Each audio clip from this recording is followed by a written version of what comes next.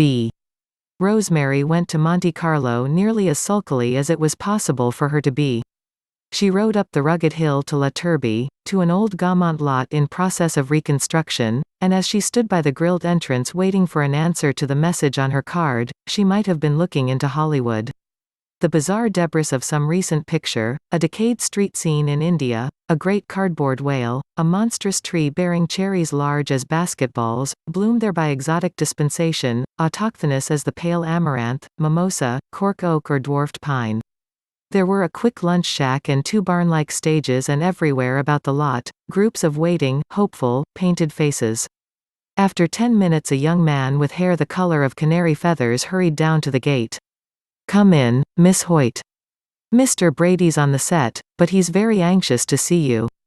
I'm sorry you were kept waiting, but you know some of these French dames are worse about pushing themselves in." The studio manager opened a small door in the blank wall of stage building, and with sudden glad familiarity Rosemary followed him into half-darkness.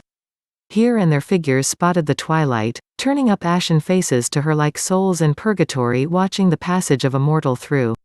There were whispers and soft voices and, apparently from afar, the gentle tremolo of a small organ. Turning the corner made by some flats, they came upon the white crackling glow of a stage, where a French actor, his shirt front, collar, and cuffs tinted a brilliant pink, and an American actress stood motionless face to face.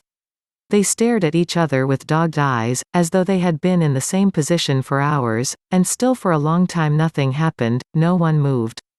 A bank of lights went off with a savage hiss, went on again, the plaintive tap of a hammer begged admission to nowhere in the distance. A blue face appeared among the blinding lights above, called something unintelligible into the upper blackness.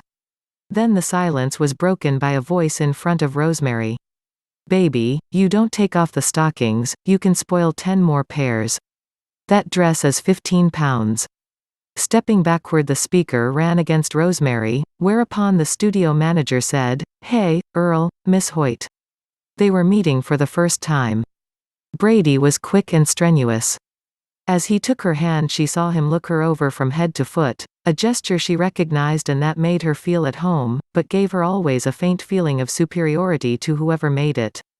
If her person was property she could exercise whatever advantage was inherent in its ownership. "I thought you'd be along any day now," Brady said, in a voice that was just a little too compelling for private life, and that trailed with it a faintly defiant Cockney accent. "Have a good trip?" "Yes, but we're glad to be going home." "No, he protested. "Stay a while, I want to talk to you. Let me tell you, that was some picture of yours, that, Daddy's girl. I saw it in Paris. I wired the Coast right away to see if you were signed. I just had, I'm sorry. God, what a picture." Not wanting to smile in silly agreement Rosemary frowned. "Nobody wants to be thought of forever for just one picture," she said. "Sure, that's right. What are your plans?"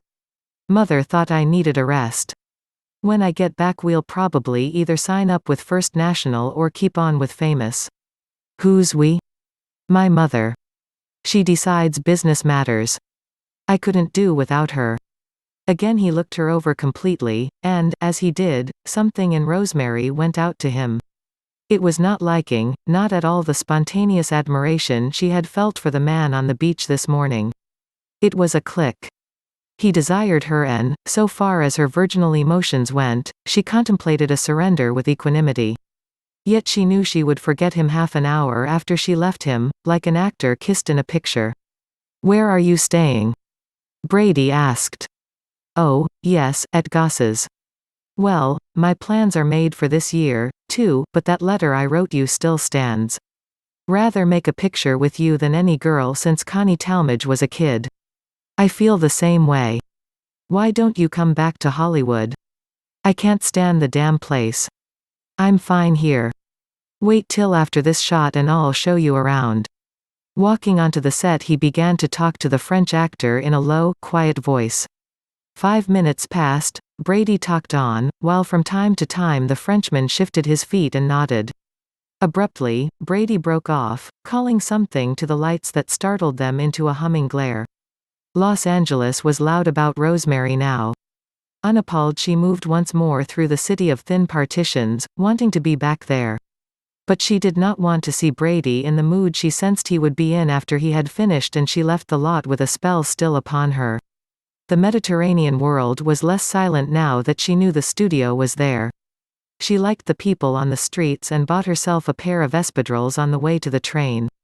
Her mother was pleased that she had done so accurately what she was told to do, but she still wanted to launch her out and away.